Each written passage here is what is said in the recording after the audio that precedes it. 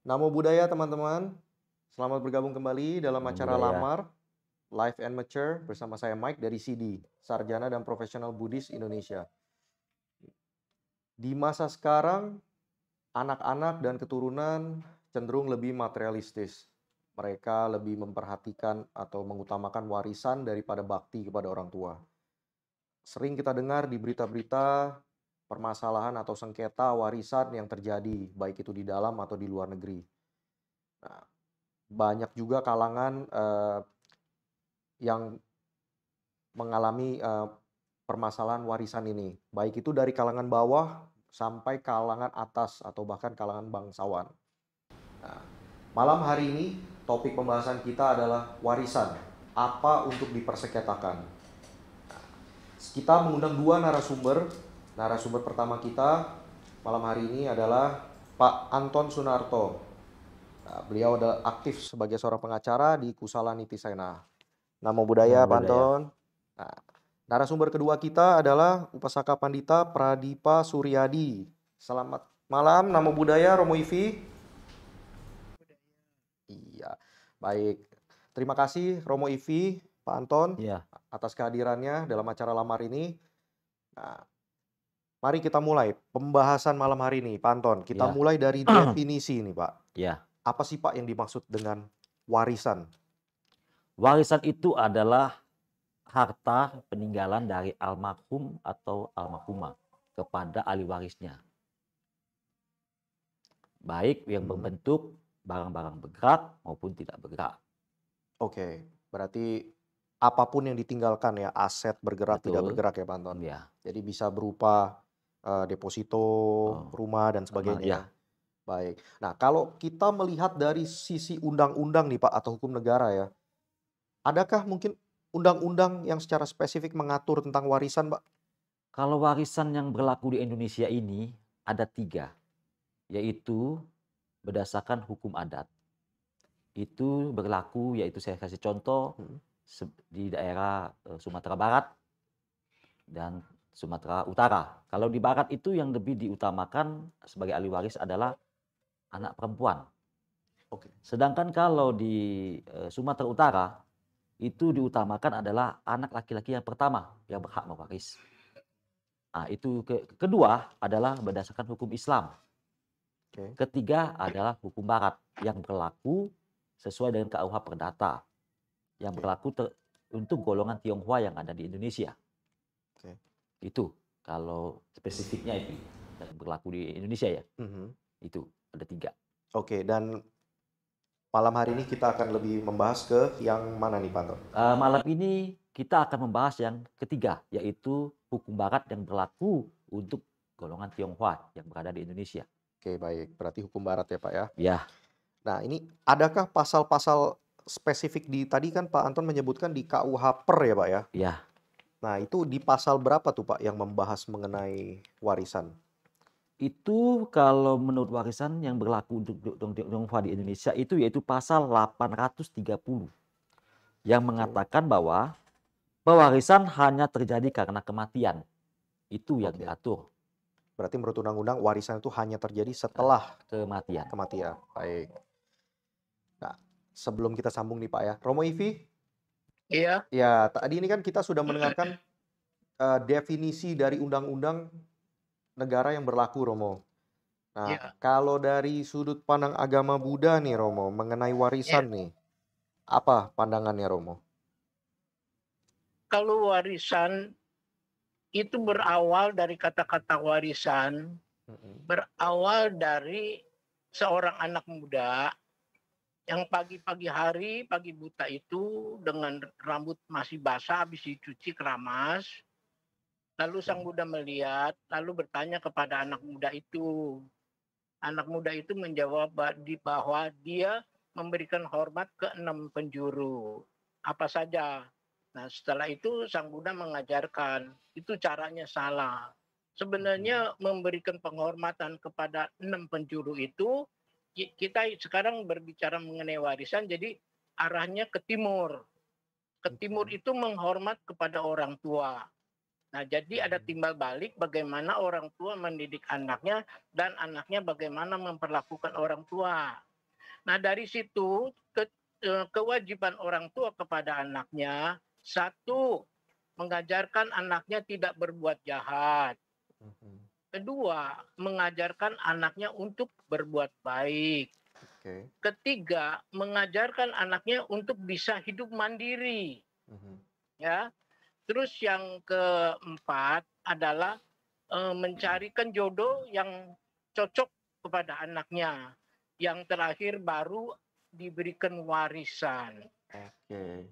Nah, Wah. jadi warisan ini kalau di dalam agama Buddha bukan setelah dia mati baru dikasih.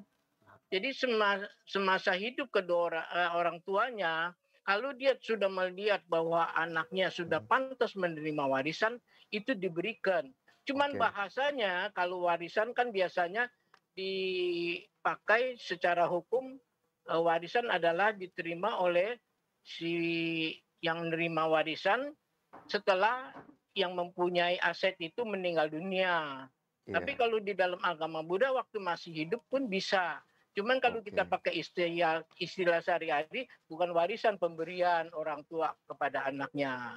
Begitu. Oke, baik. Terima kasih penjelasannya Romo. Saya akan kembali Ya, ke Pak Anton sama-sama. nih, Pak. Siap. Tadi definisi sudah. Nah, ada pasal lanjutan lagi nih, Pak. Ada di Mhm. dalam KUH Perdata ini ada diatur yaitu dari pasal 831 Mhm. sampai dengan pasal 841 itu mengatur tentang adalah warisan semua. Saya Oke, sebagai contoh saya bacakan satu persatu baik. pasalnya, Silakan, Pak. yaitu pasal 831 berbunyi sebagai berikut.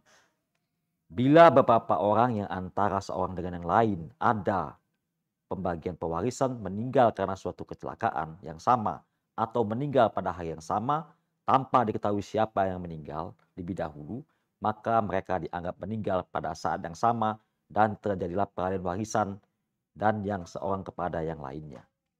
Oke. Itu pasal 832 berbunyi sebagai berikut. Menurut undang-undang yang berhak menjadi ahli waris ialah keluarga saudara, baik yang sah menurut undang-undang maupun yang di luar perkawinan, dan suami atau istri yang hidup terlama menurut peraturan yang berikut ini. Bila keluarga saudara dan suami atau istri yang hidup terlama tidak ada, maka semua harta peninggalan menjadi milik negara yang wajib melunasi hutang-hutang orang yang meninggal tersebut sejauh harga harta peninggalan mencukupi untuk itu. Di dalam pasal 833, Nah, sebelum kita bersambung ke sana, Pak, bisa baik, tolong dijelaskan, Pak. 832 tadi kan pembagian warisan ahli warisnya berarti, Pak, ya? ya, Nah, jadi ada nggak ini, Pak, prioritas mana-mana yang terlebih dahulu, Pak? jadi gini, Mhm. pewaris itu yang diprioritaskan adalah pertama adalah ahli warisnya yaitu anak. Oke. Anak ya, Mhm. yang keturunannya lah. Baik Oke. itu tidak berlaku sesuai hukum adat, harus harus laki atau perempuan. Mhm. Tapi kalau menurut dalam hukum barat ini semua berhak, baik perempuan Baik. maupun laki-laki. Mhm. Andai kata eh, dia tidak mempunyai anak, Mhm. yang meninggal ini tidak mempunyai anak, maka dia itu harta itu akan jatuh kepada ke atas, yaitu orang tuanya kalau masih ada. Oke. Kalau orang tuanya tidak ada, otomatis akan jatuh ke samping, ke kiri atau ke kanan, yaitu Oh, saudara-saudaranya.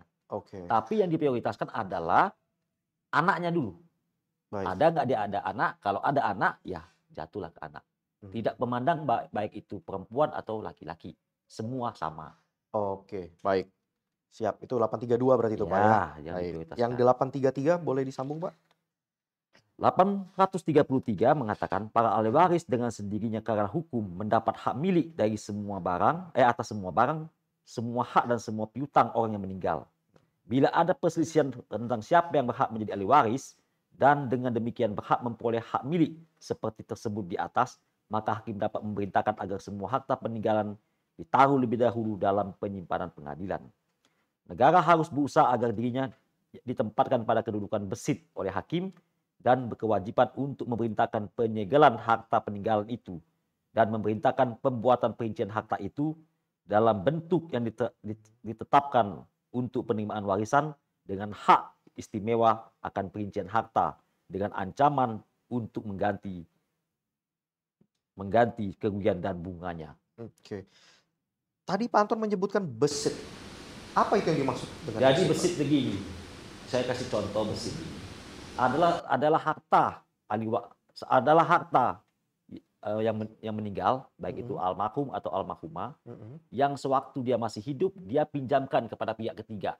Contohnya dia punya rumah, dia pinjamkan rumah itu kepada saya contohnya. Nah, setelah si almarhum atau almarhumah meninggal, itu kan jatuh yang warisnya adalah kan anak-anaknya. Nah, yang mendapat yang dipinjaman tadi harus mengembalikan barang-barang itu kepada ahli warisnya. Kalau tidak, maka dia akan ahli waris boleh mengajukan gugatan kepada yang memegang aset tersebut karena dia bukan merupakan ahli waris. Dia kan cuma dipinjamkan saja barangnya itu atau rumah itu. Itu artinya besit. Berarti jadi harus dibalikan. Aset yang dimiliki oleh orang tuanya ya, dipinjamkan kepada pihak ketiga. Ya. Oke, dan itu bisa digugat balik ya, harus dibalikan kepada ahli warisnya yang berhak. Oke, itu siap. Baik, tadi Pak Anton juga menyebutkan kan ketika warisan itu kan secara definisi tadi kan aset baik itu bergerak atau tidak kan Pak. Ketika seseorang menerima atau ahli waris ini menerima wasiat, warisan. Ya. Apa saja sih sebenarnya yang dipindahkan atau dialihkan Pak dari orang tuanya kepada ahli waris? Jadi gini, harta warisan itu dapat berupa hutang maupun piutang. Jadi dia bisa meninggalkan aset, dia juga bisa meninggalkan hutang. Nah, si ahli waris harus menerima itu. Berarti nggak cuma asetnya, uang nggak bisa dipilih berarti Pak? Utangnya nggak mau diterima, tidak ada itu. Jadi harus menerima, baik itu hak aset maupun hutang. Andai kata ahli warisnya itu tidak mau menerima warisan, dia harus mengajukan suatu penetapan ke pengadilan untuk menolak warisan itu. Jadi dia mengajukan ke pengadilan setempat di mana dia tinggal, dia mengajukan penetapan dengan melampirkan bukti-bukti ke akte kematian bapaknya atau ibunya, ini semuanya, ini bahwa saya sebagai ahli waris dari anak dari ini tidak mau menerima warisan ini. Dia harus nanti akan hakim memutuskan, menetapkan suatu penetapan bahwa si A atau si B bukan merupakan ahli waris dari si X ini yang meninggal. Gitu. Oke, berarti ini kayaknya kasus di mana ketika orang tuanya atau salah satu orang tua yang meninggal dan meninggalkan bukan hanya aset tapi hutang yang kemungkinan lebih besar ya Pak Anton ya? Betul, bisa. Lebih besar hutangnya daripada asetnya, ini ada opsi untuk penolakan berarti Pak ya? Betul. Nah, mungkin teman-teman juga penasaran nih Pak, kalau misalkan kasus itu terjadi nih Pak, atau situasi terjadi, apa yang dibutuhkan Pak? Untuk si ahli waris ini mengajukan atau penolakan, untuk mengajukan apa ini? Penolakan berarti ya, waris. Nah, apa yang dibutuhkan Pak? Dari sisi dokumen. Dokumen itu pertama-tama adalah akte kematian ahli waris. Ini pewaris. Akte kelahiran ahli waris. Hubungan hukumnya apa kan? Hubungan hukumnya antara yang pewaris sama ahli warisnya apa? Oh, anak ini. Berarti kalau anak ada surat akte lahir. Oh, anak dari kan tergantung anak dari lahir dari ini. Siap. Nah, itu dia ajukan. Habis itu dia juga mengajukan alasan-alasan. Kenapa dia tidak mau menjadi ahli waris? Dia contohnya dia lampirin atau ada piutang dari ini terserah. Nanti hakim yang menimbang gitu loh. Apakah dia punya permohonan ini bisa diterima apa tidak? Itu aja. Itu pada dasar itu ya. Baik. Siap. Dan juga disiapkan beberapa saksi lah. 2 orang saksi di pengadilan bahwa ada alasan dasar-dasar dia mengajukan permohonan menolak ahli waris ini apa, harus ada surat dokumen tadi dengan 2 orang saksi. Baik. Itu berarti tentang besit dan itu. Ada pasal lanjutannya Pak? Mungkin? Ada. 834. Ahli waris berhak mengajukan gugatan untuk memperoleh warisannya terhadap semua orang yang memegang besit atas seluruh atau sebagian warisan itu dengan alas hak ataupun tanpa alas hak. Demikian pula terhadap mereka yang dengan licik telah menghentikan besitnya ini. Nah, merujuk dalam pasal ini 834 ya, yang tadi Pak Michael menanyakan saya apa itu besit, itulah saya bilang besit ini. Dalil pasal ini berarti Pak ya? Dia bisa mengajukan gugatan. Dan dikatakan bahwa memegang mesin atau ini sebagian atau sebagian atau seluruhnya kan, walaupun alas haknya tanpa alas hak. Jadi dia boleh karena dia bisa buktikan bahwa itu tanah pewaris. Waktu pewaris masih hidup dia pinjamkan kepada ini. Sekarang saya menjadi ahli warisnya. Contohnya saya berhak Menarik kembali. menarik dari. Tapi kalau dia tidak mau keluar dari itu, ya ahli waris berhak mengajukan gugatan supaya yang peminjam tadi itu keluar dari rumah itu. Itu Oke. contohnya. Baik. Berikutnya pasal berapa jadi? 835 ya Pak ya? 835.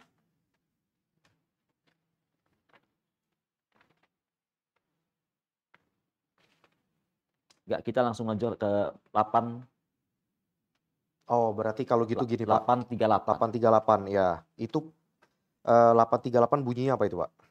838 itu orang-orang yang dianggap tidak pantas untuk menjadi ahli waris. Oke. Dengan demikian tidak mungkin mendapatkan warisan. Ialah Oke. 1. Dia yang telah dijatuhi hukuman karena membunuh atau membunuh orang yang meninggal tersebut. Itu ayat 1-nya. Oke.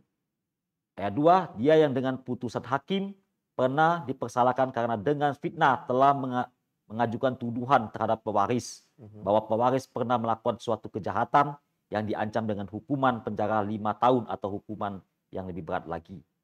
Di ayat 3, dia yang telah menghalangi orang yang telah meninggal itu dengan kekerasan atau perbuatan nyata untuk membuat atau menarik kembali wasiatnya. Ayat 4, dia yang telah menggelapkan, memusnahkan atau memasukkan wasiat orang yang meninggal itu.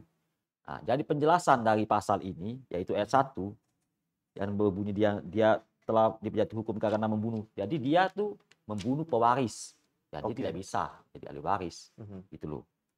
Habis itu dia memfitnah pewaris karena pernah memasukkan apa-apa ini dokumen atau apa-apa, tapi hukumannya 5 tahun ke atas. Itu. Ketiga kan tadi dia telah menghalangi orang, dia menghalangi si pewaris untuk membuat surat wasiat atau apa, surat itu warisan atau apa. Ayat 4, dia yang telah menggelapkan, memusnahkan, memasukkan wasiat orang yang meninggal, dia memasukkan surat-surat itu. Surat wasiat dia palsukan, padahal wasiat itu tidak berbunyi sebagai mana yang maunya pewaris, tapi dia bikin sendiri itu. Tapi dari pasal 838 ini ayat 1, ayat 2, ayat 3, ayat 4 itu semuanya harus ada putusan dari pengadilan. Tidak boleh saya menuduh. Contohnya saya menuduh Michael. Michael, kamu telah melanggar pasal 838 ayat 1, ayat 2 atau ini. Dengan ucapan itu tidak bisa. Harus ada namanya proses verbal di pengadilan. Bahwa dia sudah diputus oleh pengadilan bahwa dia terbukti melanggar pasal ini, pasal ini, pasal ini. Barulah bisa. Dia akan tidak bisa menjadi waris. Nah, ini kan waris. kalau ucapan Pak Anton seperti itu berarti kan butuh waktu nih Pak, proses kan? Betul. Harus ada sidang-sidang ya Pak? Betul sekali. Nah, proses warisan ini kan biasanya tidak selama itu Pak. Nah ini jadi bagaimana ini yang terjadi? Jadi contoh kalau tadi Pak Anton bilang misalkan saya dituduh, misalkan mungkin salah satu dari 4 tadi itu ya Pak ya? Nah, terus proses pengadilan dan sidang dan sebagainya kan butuh waktu. Jadi gini, apa yang terjadi? itu kan keterangan waris kan dibikin oleh notaris. Oke. Ya kan? Otomatis kalau salah satu ahli waris itu menyatakan ini mempunyai prasangka bahwa kakaknya atau adiknya telah melanggar pasal ini, dia kan membuat tindakan hukum, melapor ke polisi atau apa gimana.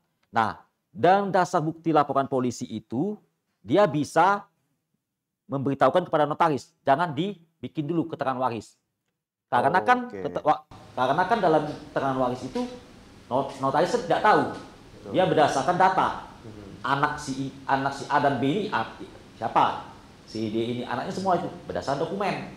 Nah, cuman kan adalah salah satu anaknya ini melanggar yang pasal saya sebut tadi 838 itu. Nah, sedangkan dia tidak bisa menjadi ahli waris, otomatis ada yang pewaris lain itu mengajukan laporan polisi atau apa kan. Nah, dasar laporan polisi itu lagi proses apa? Dia memberitahu kepada notaris. Notaris, kami ada permasalahan ini. Tolong pending dulu keterangan waris ini. Jangan dibikin. Oke, berarti itu bisa ya Pak? Bisa. Nah, notaris akan ini, ada ini. Nggak bisa ini keterangan ini. Kan karena notaris kalau sudah bikin kan nggak bisa dicabut lagi. Betul. ya kan? Mhm. Jadi otomatis tunggulah putusan dari pengadilan itu menyatakan bahwa terbukti melakukan pidana itu. Mhm. Tunggu, Oke. baru bisa keluarlah akte waris, Oke. gitu loh. Kalau belum ada hukum berkekuatan hukum tetap, notaris juga nggak berani. Nanti dia salah, Dan apa yang terjadi dengan aset ya Pak selama proses ini? ya aset tetap dikuasai, nggak bisa dijual belikan, nggak bisa diapa-apain. Oke. Karena kan otomatis kalau dia mau jual aset, Mhm. contohnya aset itu masih atas nama orang tuanya, Iya. dia kan tidak bisa bertindak atas nama orang tuanya kan, karena dia Oke. belum ada surat keterangan waris. Oke. Pembeli pun gimana nih, siapa yang mau tanda tangan? Mhm. Si itu sudah meninggal orang Mhm. tuanya. Mhm. Otomatis kan notaris mau ini, harus ada dokumen dong. Saya Iya. sebagai ahli warisnya nih, Mhm. boleh bertindak atas nama untuk tanda tangan jual beli itu. Jadi itu harta Oke. itu masih di-stuck aja. Sambil menunggu putusan dari Betul. gugatannya selesai ya Pak. Heeh. Harus inkrah dan itu Pak ya? Iya. Oke, baik. Terima kasih Pak Anton. Ya. Romo, tadi kan sudah kita dengarkan dari kacamata undang-undang Romo, baik itu dari definisi sampai pasal-pasal 830 sampai 838 tadi kan. Nah, kalau dari sudut pandang agama Buddha Romo, apakah ada suta atau apapun itu yang membahas mengenai warisan Romo? Sepanjang pengetahuan saya tidak ada tuh. Mhm. Cuman kalau warisan ini kan atau pemberian ini tergantung kebijaksanaan orang tuanya. Mhm. Kalau tadi kan dijelaskan bahwa kalau seorang anak membunuh dan sebagainya, kan dia nggak bisa jadi sebagai ahli waris. Betul. Kalau di dalam agama Buddha, Mhm. satu contoh, pada waktu kehidupan Sang Buddha itu ada raja atau pangeran Ajatasattu. Mhm. Dia untuk mendapatkan tahta kerajaan atas hasutan dari Dewa Datta, dia membunuh orang tuanya. Setelah orang tuanya meninggal dunia, Mhm. dia lalu mewarisi semuanya tahta kerajaan. Nah, pada saat itu rakyat tidak pernah komplain apa-apa dan ibunya pun telah memberikan tahta kerajaannya kepada anaknya. Jadi di Oke. sini undang-undang yang sekarang kita pakai di negara ini pada waktu itu belum ada itu. Mungkin Oke. dari segi hukum negara masing-masing ada, tapi di Oke. agama Buddha nggak ada. Baik. Cuma Heeh. sebagai peringatan dari hukum karma Mhm. bahwa seorang yang membunuh orang tua itu kan melakukan suatu karma buruk yang berat sekali yang disebut garuka akusala kama. Mhm. Jadi pasti Raja Ajatasattu setelah meninggal dunia masuk alam neraka, dan neraka itu neraka yang paling rendah yang disebut neraka awici. Menderita sekali. Walaupun kita di dalam sejarah ini bahwa membunuh orang tua masih dapat warisan, tetapi sesungguhnya hanya sebentar saja. Akhirnya dia harus menerima nanggung di alam neraka begitu beratnya. Oke. Jadi hal-hal ini tidak bisa dicontoh kepada kita yang masih hidup zaman sekarang ini. Gitu. Baik. Tapi ketika kita mengaitkannya dengan Sigala Wada Suta Romo, apakah di sana Di Sigalowadah Sutta pun nggak ada apa-apa tuh. Cuman memberikan warisannya aja kepada anak-anaknya itu juga semasa hidup. Nah, kalau dia meninggal dunia, tentu kewajibannya ibunya yang memberikan warisan kepada anak-anaknya gitu. Jadi yang pertanyaannya apa sekarang nih? kan di Sigala Wada Suta tuh ada disebutkan bahwa untuk memberikan warisan pada waktu yang tepat. Apa betul Romo? Oh betul. Nah, Jadi yang disebut masa ya waktu yang tepat ini kan relatif. aha. Kalau anaknya walaupun sudah dewasa, tetapi masih di dalam kehidupannya ugal-ugalan, tentu orang tua menahannya. Begitu juga kalau anaknya masih muda, tapi bisa diberikan tanggung jawab dan mampu Mhm. mengambil tanggung jawab itu, orang tua biasanya memberikan warisan atau memberi pemberian pada anaknya untuk usaha misalnya, untuk apa saja, untuk menunjang hidup dari anaknya. Kan Oke. tadi sudah diterangkan bahwa orang tua wajib membimbing anaknya untuk hidup mandiri. Mhm. Jadi setelah diberikan sebagian harta benda orang tuanya supaya gitu. Oke, baik Romo. Saya akan ke Pak Anton sebentar nih, Pak. Iya. Tadi kan di Sigalo Wada Suta disebutkan untuk memberikan warisan pada saat yang tepat. Nah, itu tadi sudah dijelaskan oleh Romo Ivi. Nah, kalau dari sudut pandang Pak Anton, adakah mungkin waktu yang tepat ini, Pak, untuk Jadi memberikan gini, warisan? jadi begini. Kalau itu kan tadi dari keterangan Romo mengatakan Mhm. itu memberikan warisan itu sebelum meninggal pun bisa kan? Betul. Tuh. Mhm. Kalau dalam apa? Kalau dalam hukum, kalau Mhm. memberikan suatu barang kepada anaknya, Mhm. itu kan dalam bentuk hibah Oke. karena itu, Mhm. ataupun dia membuat surat wasiat, Mhm. ya, dia buat sebelum meninggal, dia membuat surat wasiat, Oke. bahwa nanti ini jatuh ke sini anaknya kan, Mhm. itu. Nah, andai kata dalam perjalanan waktu dia melihat setelah dia memberikan wasiat kepada anaknya A, B, C, tapi dia kelihatan anak yang si B ini tidak benar kelakuannya, pokoknya nggak benar lah kelakuannya, dia bisa merubah itu surat wasiat itu lagi. Oke. Dia Nah, datang lagi ke notaris, dia merubah itu. baik. Nah, ini Berarti berarti dia harus wasiat itu dia merubahnya itu ini masih hidup posisinya, belum sebelum sudah mati nggak bisa. oke. Nah, boleh tolong dijelaskan, Pak, wasiat itu apa? Dan apa hubungannya dengan warisan nih, Pak? Apakah itu bentuknya cuma surat yang menjelaskan apa mungkin dalamnya? Oh itu ya surat yang dibuat di notaris, dia Oke. jadi yang si pewaris ini datang ke notaris, dia punya aset ini asetnya kan. Oke, berarti Dia didaftarkan bilang semua, anak Pak, ya? saya ada 4 contohnya atau 2 atau Oke. 3. Saya mau membuat surat wasiat untuk tanah rumah ini saya berikan kepada anak saya ini. Rumah ini saya berikan ini semua ada bagiannya sudah. Oke. Nah, oleh notaris dibikinlah surat namanya wasiat itu. Nah, surat wasiat itu nanti dia akan daftar ke Menteri Hukum dan HAM. Oke. Ada catatannya juga di situ. Mhm. Nah, setelah itu dibuat, andai kata Mhm. si pewaris ini meninggal dunia, Mhm. kan notaris itu bisa cek Oke. apakah si pewaris ini sebelum dia meninggal dia membuat surat wasiat. Oke. Itu dicek. Mmm. Nah, dicek, oh benar ada wasiat. Jadi ini untuk ini sudah ditentukan oleh si pewaris sebelum dia meninggal. Oke. Itu loh. Dan apakah keputusan ini bisa dirubah nantinya, Pak? Berarti tadi kan bisa dirubah oleh pewaris ketika Bisa. dia merasa mungkin pilihan pertama itu kurang tepat. Tepat, Ya. betul.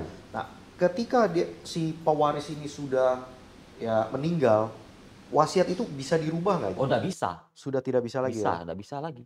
Oke. Karena dia sudah bikin. Mhm. Dia sebelum meninggal dia sudah bikin dulu. Oke. Untuk ini, ini. Oke, baik.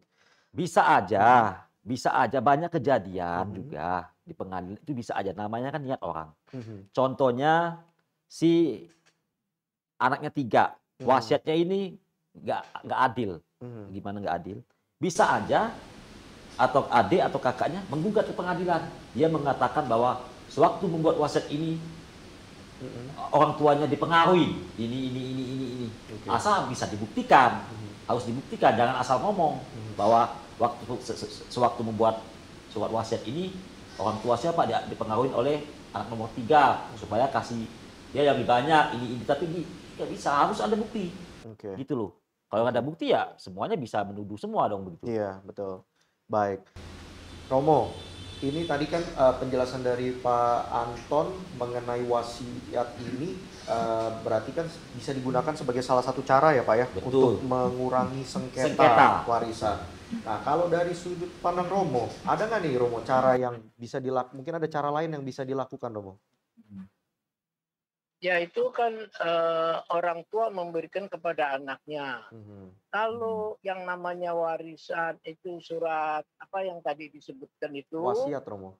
artinya wasiat, artinya kan orang tua belum menganggap anaknya untuk bisa menerima, belum waktunya. Jadi dibikinlah surat wasiat dan sebagainya. Boleh saja, tetapi kenyataan banyak orang-orang walaupun dianggap sebagai belum pantas untuk menerima, kalau orang tuanya itu berduit, dia beliin rumah atas nama anaknya. Oke. Tetapi surat-surat semuanya tetap dipegang oleh orang tua, gitu. Jadi si anak tidak bisa menjualbelikan, rumah itu. Nah, cuma Mhm. anaknya sudah bisa buka usaha, misalnya kalau dia ruko atau rukan atau apa, Iya. begitu. Nah, jadi macam-macam ini tergantung versinya kemana kita, kasusnya di apa. Kalau kasusnya ini tentu kita begitu. Nah, jadi perlunya surat ya benar kalau anaknya merasa orang tua merasa anaknya belum pantas untuk menerima warisan itu begitu. Baik. Nah, dari tadi kan kita pembahasannya lebih ke arah, hak dari si ahli waris kan ya Romo. Jadi Ya, apa yang si ahli waris bisa dapatkan dari, orang tuanya dalam bentuk warisan ya, kan Romo. Nah ini tentunya kan ketika kita berbicara mengenai hak, biasanya kan ada kewajiban yang menyertainya. Nah, adakah mungkin Romo, suta atau apapun itu juga yang menjelaskan secara spesifik mungkin kewajibannya seorang anak kepada orang tuanya terutama selama mereka masih hidup? iya, pasti ada. Itu Mhm, di dalam Cigalo ada Suta juga. oke. Kewajiban anak pada orang tuanya pasti ada. Satu, si anak Halo, Romo? Baik. Sementara kita menunggu mungkin saya ke Pantun dulu. Pak, Baik. seperti tadi saya tanyakan kepada Romo Ivi, dari tadi kan kita lebih fokus kepada hak si pewaris nih Pak. Sorry, hak ahli waris untuk mendapatkan warisan itu Baik. tersendiri kan Pak. Dari kacamata undang-undang, ada nggak nih Pak pasal yang khusus membicarakan mengenai kewajiban dari sang ahli waris? Itu diatur dalam Undang-Undang Nomor 1 Tahun Mhm, 74 yaitu tentang perkawinan, yaitu oke, khusus pasal 46 bahwa oke, anak itu wajib mhm, wajib ini apa, mengurus orang tua, mhm. gitu loh, itu wajib. Oh berarti memang ada Ada, dicantumkan secara tertulis dicantumkan, berarti Pak ya? ya. Bukan saja Heeh, berdasarkan Undang-Undang mhm, waris ini cuma mendapat warisan saja, mhm, tapi juga punya ini anak juga punya kewajiban kepada orang tua mhm. untuk mengurus memelihara mereka, orang tuanya, merawat dan sebagainya, itu ada diatur dalam Undang-Undang Nomor 1 Tahun 74 tentang perkawinan. Oke berarti undang-undang perkawinan Ya, bedanya Pak ya? ya. Oke. Apakah ada sanksi Pak mungkin misalkan ketika seorang anak, tidak melakukan kewajibannya? Nah, kalau dalam Undang-Undang perkawinan tidak ada sanksi. Oke, Cuman barangkali sanksi sosial saja ya, paling oke, dicap oleh masyarakat bahwa anak itu durhaka, mhm, tidak berbakti pada orang tua. Tapi mhm. sanksinya nggak ada. Ini Oke, itu. berarti sanksi misalkan dari negaranya tidak ada Tidak ya? ada Sanksi sosial berarti Pak sanksi ya? sosial. Baik. Romo Ivi? Ya, sorry tadi terputus Romo, bisa oh tolong iya, disambung Romo? ya, Apakah, tadi Romo sempat menjelaskan si Galwada Suta membahas mengenai kewajiban kewajiban anak terhadap orang tuanya. iya. Eee, bunyinya Kewajiban seperti apa ya Romo? ada 5 itu. Oke, Satu, kewajiban anak adalah mengurus orang tua. mhm, Si anak harus berpikir bahwa dulu waktu dia dilahirkan, mhm, dibesarkan oleh orang tuanya, mhm, dibiayai oleh orang tuanya, diberikan nafkah oleh mhm, orang tuanya. Begitu besar jasanya orang tua. Itu yang harus diingat dulu. Dan oke, pada saat itu, kalau orang tua masih sehat tentu ya paling berkunjung kalau sudah pindah rumah gitu, oke, menjaga kesehatan orang tua dengan menanyakan bagaimana itu.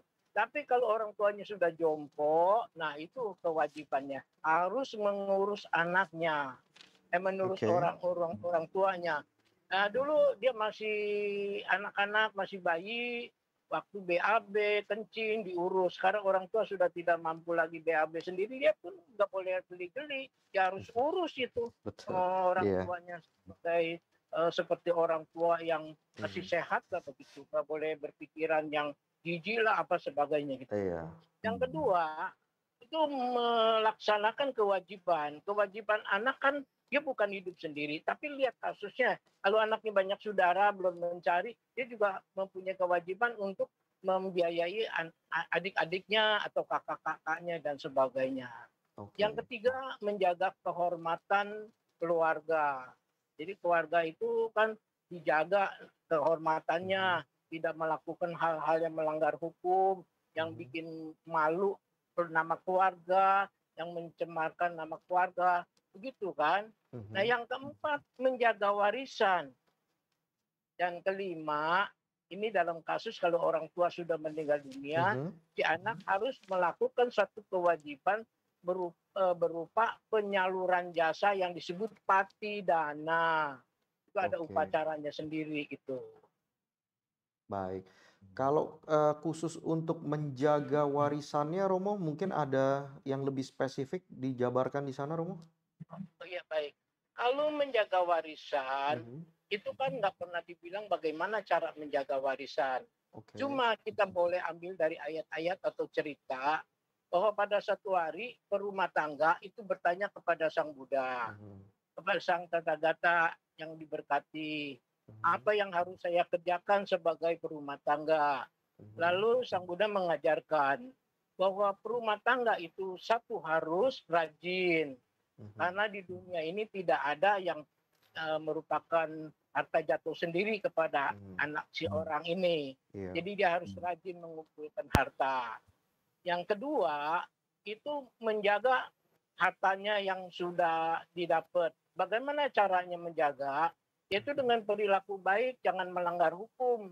Kalau melanggar Mhm. hukum kan pasti nanti masuk penjara. Untuk mengeluarkan dari penjara itu kan perlu pembela. Nah itu uangnya habis lagi. Jadi dia mesti Oke. jaga semuanya itu. Nah di samping itu, untuk menjaga harta juga mencari temannya yang baik, Mhm. jangan berhubungan dengan teman-teman yang baik, yang menipu dia, membohongi dia sehingga hartanya habis gitu. Dan Oke. keempat, Sang Buddha juga mengajarkan bagaimana supaya harta kita tidak merosot, yaitu melakukan kehidupan yang sesuai. Mhm. Artinya kalau dia diberikan warisannya sedikit, dia harus gunakan warisannya sedikit. Kalau dia di warisannya banyak, ya sebagaimana manusia yang bisa menikmati, jadi nikmati saja semuanya begitu. Nah, Oke. keempat unsur ini kalau disingkat menjadi uakasa, Wakasa. uutana, Mhm. araka, Mhm. kalyanamita, dan samajiwita. Empat hal ini yang menjaga warisan itu dari Akasa ini di Thailand sekarang dipakai sebagai mantra untuk meningkatkan kekayaan. Kalau kita Oke. ketemuin Bante-Bante, Mhm. nanti Bante akan membimbing kita baca Akasa, Akasa. Dari Akasa itu juga dibalik-balik nanti misalnya Akasa, Akasa Sa Aka, Ka gitu. Mhm. Dibalik-balik saja Akasa, Oke. U Akasa. Terus dibalik semua. Nah, sehingga orang itu selalu mengingat. Jadi orang Mhm. tuh harus rajin. Apa yang dicari harus dilindungi. Harus mencari teman yang baik. Itu kan Iya, betul Romo. menggunakan aset ini dengan Mhm. baik. Sesuai dengan keadaan hidup. Kalau dia sudah banyak uang, kalau dia mau irit-irit juga, Mhm. akhirnya uangnya juga habis. Kemana? Tentu uangnya habis ke rumah sakit. Kenapa? Pasti dia ke rumah sakit ditanya oleh dokter, "Oh, wajah kamu kok tampangnya bagus gini, Mhm. kenapa sakit begini ya? Emang sakit apa, Dok?" "Kurang gizi." "Oh, kurang Saking gizi. ngiritnya ya Romo Emang ya? kamu makannya apa?" "Ya iya." Iya. Kalau Romo bilang suruh irit-irit, jadi Mhm. saya makan sama ikan asin gitu kan. Iya. Jadi tensinya naik, kurang gizi, duitnya habis ke rumah sakit. Maka di sini kebijaksanaan untuk hidup kita tahu masih dipakai enggak, itu namanya 4 sehat 5 sempurna. Apalagi sekarang COVID ini Mhm. harus menjaga badan kita dengan sebaik-baiknya Mhm. gitu. Baik. Nah, Romo, ketika kita membahas mengenai warisan tentunya kan ya tidak jauh-jauh dari uang, harta, seperti itu ya Romo ya. Nah, Ya, ketika sengketa warisan itu muncul, biasanya kan karena ada satu atau lebih pihak yang merasa kurang Romo, atau ya, merasa tidak adil atau apapun itu. Tapi intinya kan kira-kira seperti itu ya Romo. ya, Nah, dan mayoritas juga kan didasari karena keserakahan. Nah, ini sudut pandang Romo gimana nih, Romo? Sebenarnya kalau tulisan yang demikian itu Mhm. jatuh ke umat Buddha, Mhm. kayaknya nggak akan jadi sengketa. Karena kalau Mhm. bapaknya atau mamanya mendidik anak-anaknya yang tadi sudah dikatakan bisa Mhm. hidup mandiri, diajarkan untuk tidak berbuat jahat, Mhm. diajarkan untuk berbuat baik, maka orang itu tahu bahwa hidup ini adalah tidak kekal, Oke. anicca, dan tidak memuaskan, dukkha, serta Mhm. tanpa inti, anatta. Jadi Mhm. tilakana ini harus diterapkan di dalam kehidupan. Jadi kalau dia berpikir demikian, kalau Mhm. dia mengambil satu kesempatan untuk mengangkangi atau Mhm. menyerakai warisan, dia harus berpikir bahwa warisan ini toh waktu dia meninggal dunia, dia tidak bawa semuanya. Lalu buat apa? Kalau dia melakukan hal-hal yang buruk itu justru Mhm. dibawa kelak setelah dia terlahir ke alam yang baru itu. Nah, kalau dia berpikiran begitu, rasanya dia tidak akan mungkin melakukan hal-hal yang menimbulkan keserakaan. Apalagi kalau dia tahu, kalau serakah ini setelah mati penuh dengan keserakaan, dia Mhm. akan terlahir di alam peta atau alam asura. Oke, berarti alam-alam Itu. yang rendah ya, Romo? Di alam rendah ada Mhm. alam yang menderita, yang rasa nggak punya kepuasan. Mhm. Tetapi kan sekarang permasalahannya, belum tentu orang-orang mengerti kan, Romo, atau mungkin mau mempelajari. Nah, kira-kira bagaimana nih, Romo, ya, pandangan Romo untuk mengatasi masalah ini, Romo? Yaitu kalau yang serakahnya, bentuk serakahnya bagaimana? Mhm. Kadang-kadang bukan timbul serakah, tapi kebutuhan. Misalnya Mhm. ada 3 orang ahli waris. Mhm. Yang satu butuh uang sekali, Mhm. yang lain kan nggak mau jual tuh. Nah, Mhm. kalau biasanya kalau ada kasus kasus itu datang ke tempat saya panggil yang duanya. Mhm. Kamu punya uang nggak? Lalu kamu punya uang, kan kakakmu atau adikmu yang perlu duit ini kan mendapatkan sepertiga bagian. Mhm. Bisa nggak kamu berdua mengeluarkan sepertiga bagian ini diberikan kepada adiknya atau kakaknya yang butuh uang? Setelah itu bikin surat bahwa hartanya sudah diambil. Mhm. Nah, biasanya berhasil. Iya benar Romo, saya ada duit berdua, saya beli, ya saya apa, nggak dijual. Jadi dia minta Mhm. dijual itu saya berikan sepertiganya uang itu. Nah, selanjutnya kedua orang ini juga salah satu butuh uang. Mhm. Kalau yang satu punya uang dia bayarin lagi separohnya dia itu. Nah, jadi miliknya tapi tidak menimbulkan sengketa. Kecuali terakhir berdua ini nggak punya uang, ya runding berdua jual lah bagi paro. Begitu penyelesaiannya sih. Oke, baik, Romo. Saya akan ke Pak Anton nih, Pak. Eee, kita kan juga sama-sama tahu bahwa memang kasus, sengketa warisan ini kan cukup sering terjadi ya, Pak, ya. Iya, Di Indonesia sempat yang heboh kemarin ketika seorang konglomerat meninggal dunia, salah satu anaknya menggugat iya, anak-anak yang lain kan, Pak. iya, Ini kan juga kasus sengketa warisan ya, Pak, ya. betul. Nah, di luar negeri juga ada yang nggak kalah heboh juga, yang kita tahu ini kejadian sih sudah cukup lama juga mungkin, Pak, ya, di Singapura. Yang saya dengar itu, saking hebohnya bahkan Perdana Menteri Singapura saat itu sampai turun tangan katanya, Pak, ya, Iya, dan membuat apa itu, peraturan khusus kah atau apa ya, Pak, iya. untuk lansia. Nah, ini pendapat Pak Anton gimana nih? Kalau, kasus yang di apa, yang di Indonesia ini, Mhm.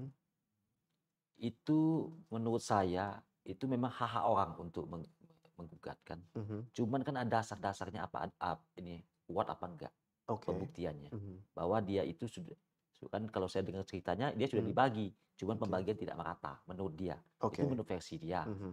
ya kan. Ya nanti dia hakim aja pembuktiannya di pengadilan aja gitu loh, yang Oke. bisa buktikan. Nah kalau soal yang di Singapura, Mhm. itulah sistem Indonesia berbeda sama di Indonesia. Kalau Singapura tegas bahwa Mhm. kalau anak ini yang sudah dikasih harta oleh orang tuanya, padahal orang tuanya belum meninggal, Oke. ya dia belum meninggal, Mhm. cuman sudah dikasih. Iya, udah Cuman anak dibagi-bagi dulu. ini Mhm. durhaka, tidak mengurus. Sampai saya tahu ya ceritanya sedikit, Mhm. sampai kayak jadi pengemis. Sampai Perdana Menteri Singapura itu Lee Kuan Yew Mhm.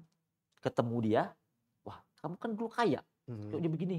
Akhirnya dia cerita bahwa dia ditelantargi anaknya, karena Oh, hartanya sudah dikasih ke anaknya semua. oke. Nah itu, oleh pemerintahan Singapura dibikinlah undang-undang itu, ketentuan-ketentuan itu, Mhm. jadi harta itu bisa balik lagi sekarang kepada yang ayahnya. Oke. Aset-aset itu balik lagi. Nah, Dan kalau di Indonesia tidak tidak bisa di sini berarti, Pak? tidak bisa. Sudah Oke. diatur begini, udah nggak bisa. Warisan jatuh ke mana udah, gitu loh. Mmm. Wasiat udah begini, udah selesai. Itu pandangan saya. Oke, baik. Nah, Romo Ivi, ini kan menarik penjelasan dari Pak Anton ya. Kalau di Singapura pemerintahnya kan memang sudah membuat suatu peraturan baru supaya tadi seperti yang Pak Anton bilang bisa dikembalikan warisannya. Kalau misalkan memang si ahli waris atau sang anak ini memang durhaka. Nah, kalau di Indonesia kan kita belum ada ya Romo ya peraturan seperti ini. Nah, apa ya Romo solusinya supaya masalah-masalah seperti ini dapat dihindari? Nah, ini kalau mengacu kepada hukum negara, ya kita Mhm. umat Buddha harus tunduk ya kepada Mhm. hukum negara. Mhm. Ya apa saja yang diatur oleh negara Mhm. demikian. Tetapi kalau tadi kasusnya itu ada yang setuju, nggak setuju, ada yang merasa Mhm. kurang, ada yang merasa apa saja gitu ya Mhm. sehingga timbul sengketa itu.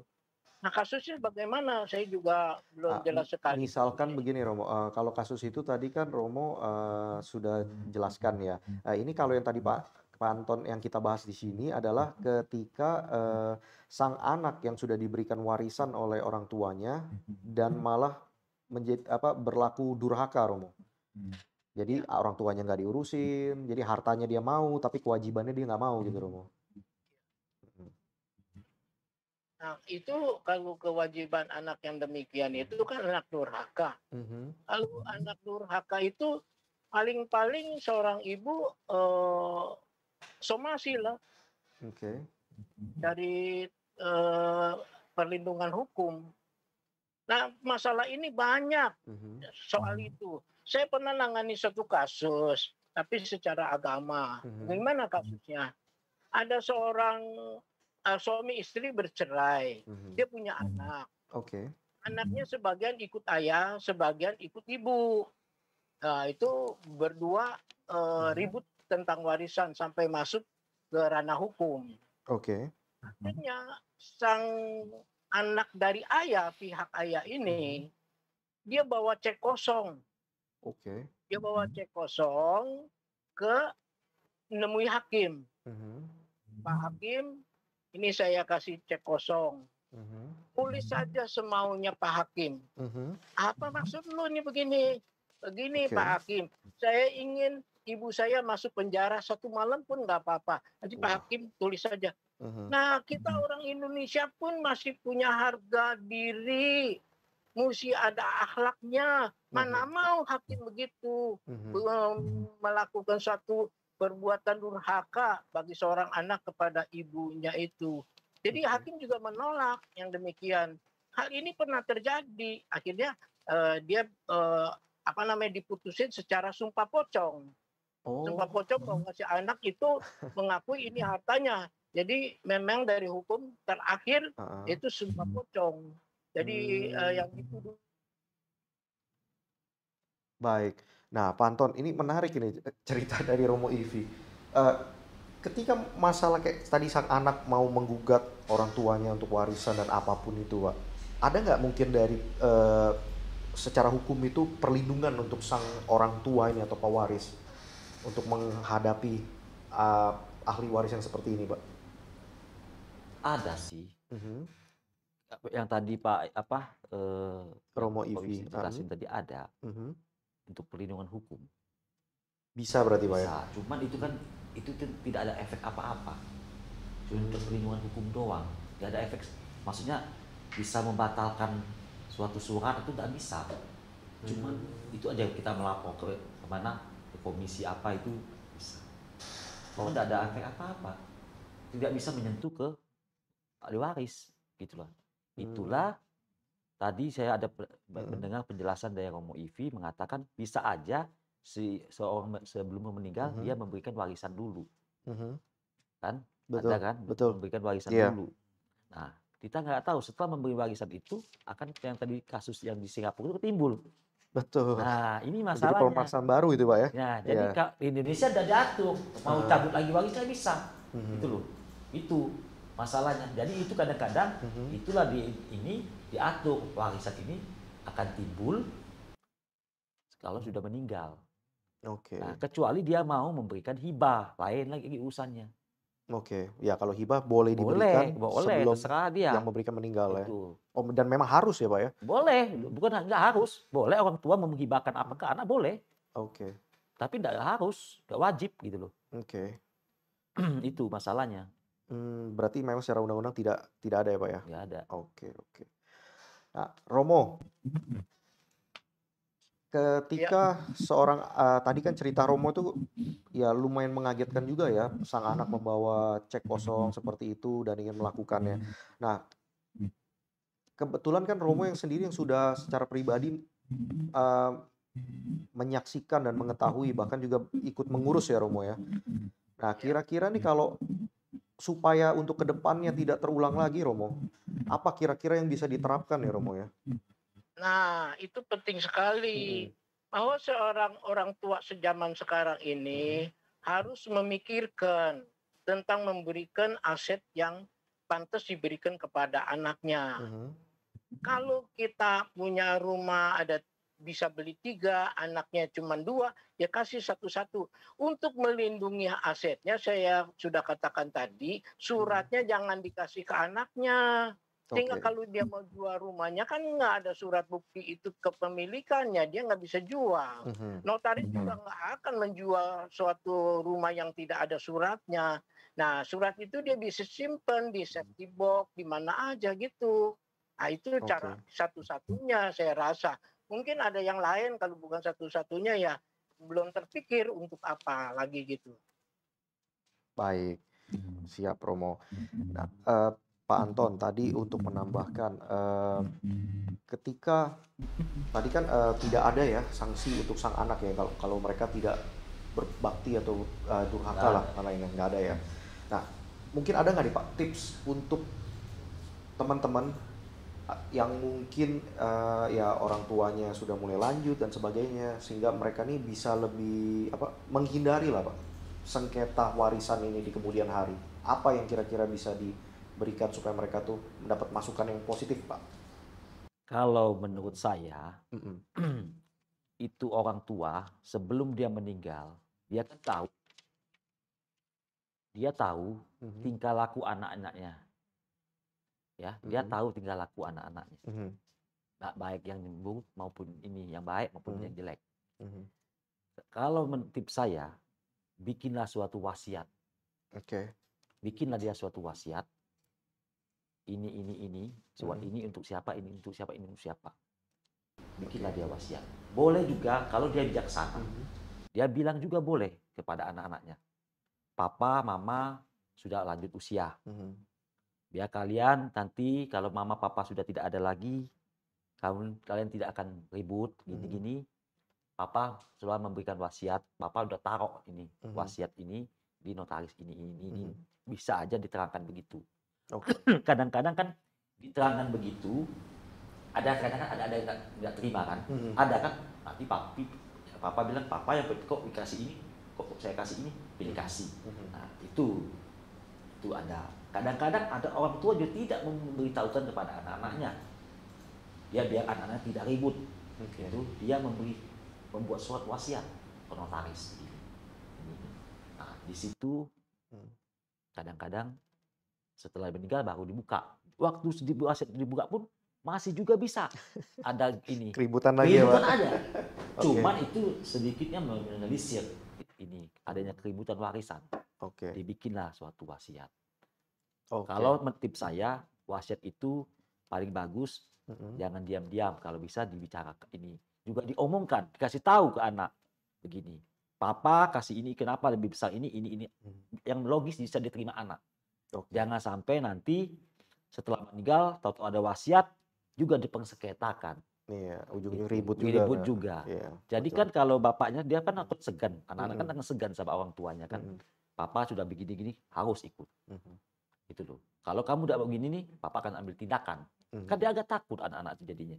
Apalagi anak-anak yang sangat bergantung kepada orang tuanya. Iya. Gitu loh. Kecuali anak-anak yang sudah mandiri ya, kita nggak bisa ngomong apa-apa. Iya. Gitu loh. Oke. Kalau saran saya. Baik, berarti wasiat itu tadi Pak ya. Iya. Romo, apakah ada tips atau saran tambahan Romo untuk menambahkan apa yang sudah Pak Anton sampaikan? Kalau tadi ada pertanyaan diwarisin kepada anaknya yang tidak baik gitu. Kalau di kalangan kita nih, kita nggak ngomong agama, di etnis saja, Tionghoa ya. Kadang-kadang seorang tua kalau melihat anaknya kurang ajar, dia nggak memberikan warisan kepada anaknya. Dia diam-diam bikin surat wasiat ditujukan kepada cucunya. Sehingga si orang tua setelah meninggal dunia, nanti wasiatnya dibuka yang dapat cucunya. Nah, anaknya jingkrak-jingkrak di situ. Tapi iya ada gitu. Banyak itu, begitu banyak kejadiannya gitu. Jadi sekarang kita mau ambil yang mana itu tergantung kebijaksanaan kita. Nah, tapi kalau menurut agama Buddha, kita mengembangkan cinta kasih secara universal. Anak baik nggak baik, dia harus mendapatkan porsi yang sama. Sehingga si anak nantinya karena diperlakukan dengan cinta kasih setara dengan anak yang lain, kemungkinan hati nuraninya bergerak. Sehingga dia berpikir, iya ya, gue kurang ajar sama orang tua, tapi orang tua tetap masih sayang gue. Bagian nggak dikecilin, disamaratakan. Jadi dia merasa terharu, dia berusaha untuk menjadi orang baik. Begitu kalau saran saya mah. Baik, terima kasih Romo. Terima kasih Pak Anton. Sama-sama. Nah, teman-teman, kita sudah mendengarkan seluk-beluknya semua ya. Jadi sengketa warisan ini kerap terjadi, dan apa sudut pandang dari sisi hukum dan sudut pandang agama Buddha mengenai warisan dan sengketa yang mungkin terjadi. Nah, tadi sudah dijelaskan panjang lebar oleh Pak Anton dari sisi hukumnya, pasal-pasalnya, dari definisi sampai golongan orang-orang yang tidak pantas untuk mendapatkan warisan. Nah, dan juga tadi 832 tadi siapa yang bisa mendapatkan ya Pak Anton ya. Iya. Nah, ahli warisnya siapa. Nah, Romo Ivi juga tadi sudah menjelaskan dari sudut agama Buddhanya. Nah, jadi ada baiknya ketika kita gabungkan, kita juga berharap supaya teman-teman juga belajar, baik itu teman-teman yang menjadi ahli waris atau mungkin orang tuanya yang menjadi pewaris. Marilah kita kembangkan cinta kasih, kebijaksanaan, supaya kita bisa meminimalisir sengketa warisan. Jadi kita bisa menghindari keributan-keributan. Nah, orang tua juga mungkin di sini berperan sangat penting untuk memberikan baik itu pendidikan, baik itu informal atau formal atau informal, dan juga karakter building, cinta kasih supaya anaknya juga merasa disayang dan mandiri juga supaya tidak selalu bergantung kepada orang tua. Nah, kalau bergantung terus otomatis semua anak bergantung pasti akan ribut terus. Begitu kan kira-kira Pak Anton ya? Betul. Nah, semua mau hartanya, semua mau asetnya, tapi begitu membicarakan kewajiban, semuanya hilang. Nah, itu juga kembali kepada ahli waris juga. Marilah kita juga belajar menjadi lebih bijaksana. Nah, terima kasih Romo Ivi atas waktunya.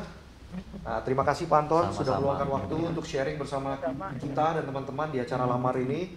Nah, teman-teman, semoga pembahasan kita malam hari ini berguna, dan kalau teman-teman ada pertanyaan mengenai warisan baik itu dari sisi hukum ataupun agama Buddhanya, silahkan tulis di kolom komentar atau bisa di WhatsApp ke kami di 08119873 300. Nah, nanti akan kita sambungkan jika ada pertanyaan khusus hukum, akan kita sambungkan dengan Pak Anton. Nah, kalau memang ada yang seputaran agama Buddhanya, akan kita sambungkan ke Romo Ivi. Nah, jangan lupa juga teman-teman, tolong subscribe, like, dan bunyikan loncengnya supaya ketika kita memposting sesuatu yang baru, teman-teman akan langsung mendapatkannya. Nah, jangan lupa minggu depan juga kita akan kembali di waktu dan acara yang sama. Minggu depan topiknya adalah pahami dirimu, kenali temanmu, yang akan dibawakan oleh Ci Suyeni sebagai hostnya dengan dua narasumber, Pak Setiadi yang aktif sebagai seorang hipnoterapi dan pendidik, Yang narasumber kedua adalah Pak Rudi Kosali, seorang pengusaha. Baik, terima kasih teman-teman sudah bergabung bersama kami malam hari ini. Nah, kita jumpa di minggu depan. Terima kasih. Namo Buddhaya. Ya, Namo ya. Buddhaya Pak Tua Romo.